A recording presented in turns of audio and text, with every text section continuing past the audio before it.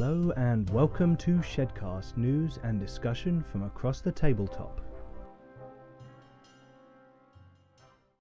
I'm Pete, and we've got a bit of a special Shedcast for you today, as today I want to talk about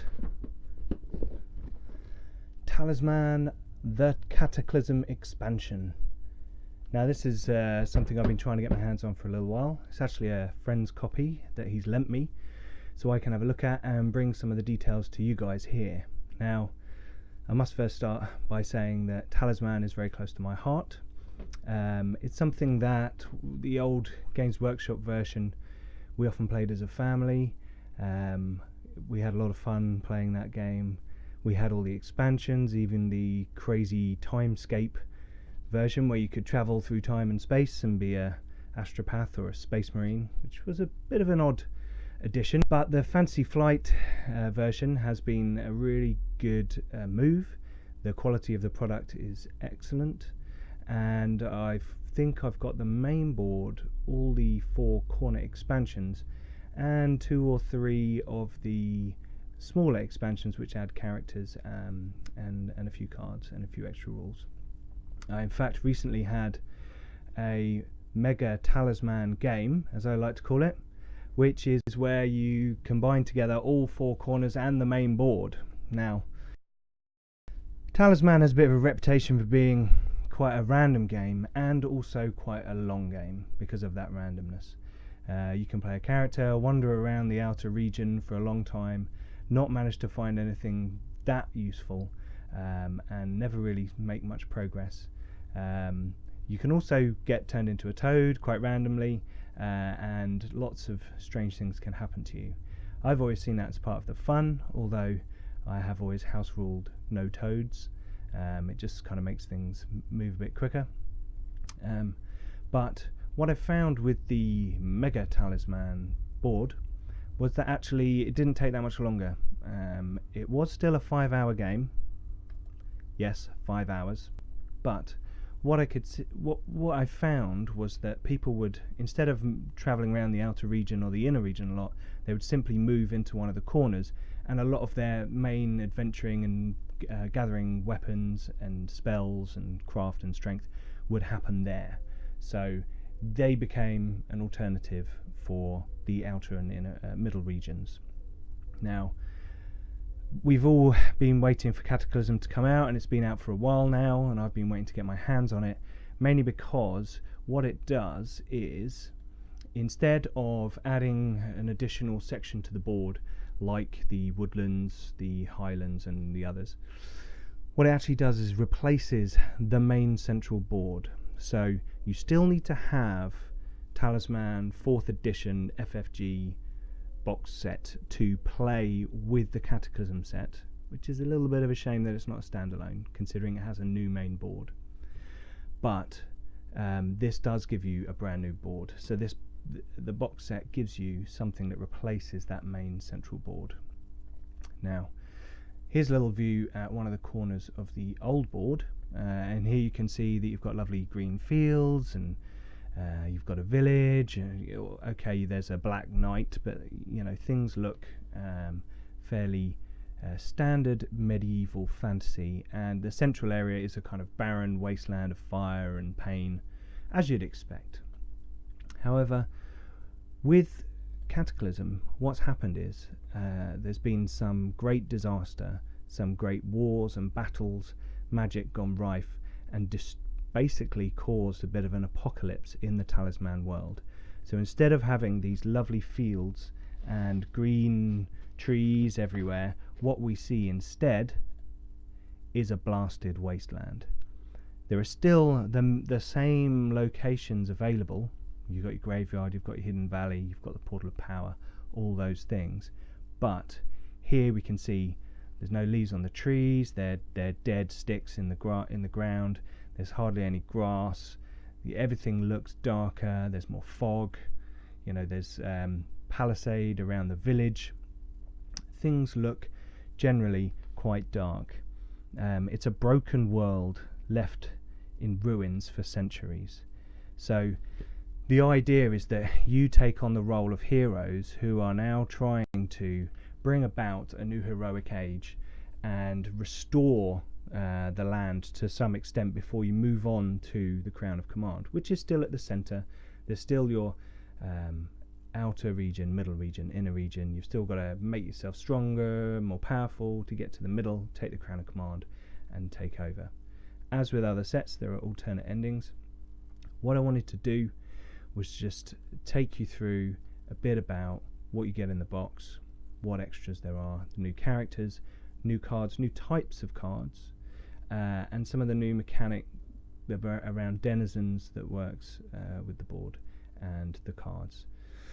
So one thing we should point out from the new board, which you may not be able to see behind the logo, but the corner, the four corners of the board, which in the old board had a shop, there was a city you could go to and roll to have something happen to you. The village you could roll, the tavern you'd roll, you might be able to get a raft across into the middle region. On the new board, there are no permanent people, shops, or those kinds of encounters on the tiles. Now what happens is there are a series of denizen cards which do different things. So let's have a look at some of these, the new cards that are available before we go on to the characters and all the funky things. So what we have down the left hand side, you get additional adventure cards, warlock quest cards, the red ones, the blue spell cards, and the yellow equipment cards purchase deck. And then you have a difference with the talisman that you can get. So there's different types of talisman, and they do different things. Then you have 3 sets of cards which are really the main difference. So you've got your remnant cards at the top row in the middle. You have the denizen cards, which is the middle row, and then down the right hand side we have terrain cards, which if you're a talisman aficionado, you know that you get terrain cards in the Firelands expansion, which is a good little expansion with some flame-based, there's lots of fire-based things, funnily enough, Firelands. But the terrain mechanic was introduced there, and terrain cards can go on a square to change what happens at that square. Remnant cards begin on certain spaces on the board at the beginning of the game, and these are really the leftover parts of the old world, the crumbling castles and ancient vaults, things that you may want to investigate and discover how they could potentially help you now bring about this new age of heroism. So that's quite interesting. It's quite a nice idea to have a few things down on the table, on the board, that you can kind of aim for and maybe get something out of it. You help players when they start make their first turn, get going towards a goal, and you know that there's going to be something there that will be useful. So that's pretty good. The middle row of cards are denizens. Now denizens are really interesting. As I said earlier on, the board doesn't have any set shops. Now if you play Talisman a lot, you know there are certain squares you can go to where you can buy a sword for 1 gold, a helmet for 2 gold, a shield for blah blah blah. There are no set spaces like that on the new Talisman board. The difference is that the people of the land are hiding away in the shell of old buildings, in the ruins of cities, and what you have to do is you have to go out and find them and encourage them to come back to the world, to set up shop again, to be the sage of a village, to be the blacksmith, to do those things. And what you do is part of your journey around now is to go and find denizen cards, draw them, place them in particular squares to enable yourself and other people to buy items, get special services, to heal yourself, and you can get different varieties. We've got 3 types on the screen here. The Wanderer, who when you land on him you have to roll and certain things will happen. You've got the Blacksmith, who's literally just got a shopping list and then you can buy things from him. Or Itinerant Priest, who, depending on your alignment, much like the old squares on the board, like the graveyard and the chapel, something will happen to you. It's creating those services and events that would originally happen only on certain squares of the board, it's now making them occur elsewhere, and you can really change the makeup of the board then each time you play. So I think that adds a bit of an extra dimension to it. So that's a bit about the board and the cards, which I think is enough already to say this has got some really different things in it. We've had a taster in Firelands that now is going to become fully blown across the whole board, which is going to be really interesting. And let's have a look at your potential other endings. So here the game begins with the Eternal Crown as the standard ending on the central square, on the Crown of Command, but there are 3 other different endings that you could potentially use. Likewise, all the other expansions and extra sets and the core 4th edition game have various endings. So by the time you get to Cataclysm, you've actually got around 15 to 20 alternate endings that you could really choose from. So again, lots of variety, lots of difference there. You can really try to make each game of Talisman a little bit different. I'm not going to read them off to you. If you want to have a read of them, just pause the video, check them out. Hopefully this gives you a good taste, an insider view into what's in the Cataclysm box. So that's the board and the cards and the alternate endings. All that's really left to talk about are the characters. There are 5 new characters in the Cataclysm set. You've got the Black Knight, the Barbarian, the Mutant, the Arcane Scion, and the Scavenger. 2 of these characters are actually people who have, in essence, escaped the original board for Talisman. The Black Knight used to be a square in the middle region. If you landed on him, you just lost a life or lost a gold.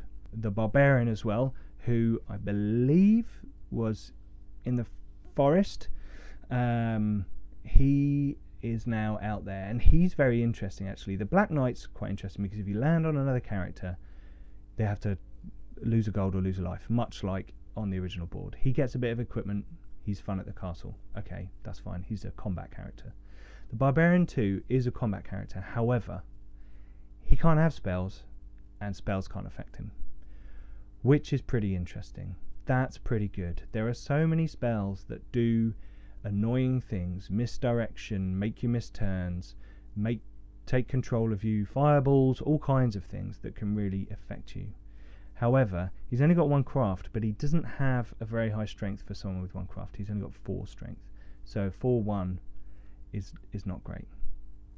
The Mutant, I think it's a she, let's say she begins with just 2 strength and 2 craft, which is really low. Yeah, to be any way you look at it, it's really low. However, what she can do is when you begin the game, you roll 1 die to determine your starting stats. So you don't even know how strong the Mutant's going to be when you pick it up. But what's interesting is you can mutate every turn at the cost of life points. Now she has 5 life, which is pretty good, better than most standard characters, but she has to spend that life, importantly, to mutate every turn. And what that can do is, say you begin the game and you roll and you get high strength, low craft, but you start to see more craft creatures coming out on the board, and wherever you're going to move, you think you're going to end up on a craft creature. What you could do is spend a life to mutate and then hopefully gain some more craft as your body changes and you become a different kind of creature. It's a random, again, very random kind of element. So if you like random and you don't know sure which character to take, why not pick the Mutant, because the Mutant could be any of them. The downside is that it's got no interesting abilities, no other extras like the other characters have. So because there's only limited space on that card, and those lists of number rolls are quite big, well, apart from, I should say, that you can cancel the Toad effect by losing a life instead. Next we've got the Arcane Scion, who gets a lot of spells. He's a cool little guy, little kid figure with this golden glove on his hand, like some ancient relic he's found, and it's kind of imbued him with some sort of power. And his abilities are all to do with spells and magic and magical objects. He's a low strength, high craft character, 2/4. So if you're into craft and that kind of stuff and you want spells, then the Arcane Scion is probably the one for you. And last but not least, the one that I find really interesting, not only because it's some kind of gnome riding a pig with a giant bag on their back like that creature out of the Labyrinth, but they've got some funky abilities. So this one allows you to interact with the Remnant deck, which is very interesting. And it allows you to scavenge instead of moving, which allows you to take objects out of adventure piles, and you can stash things. So it's got some funky kind of roguish character abilities, which is pretty cool.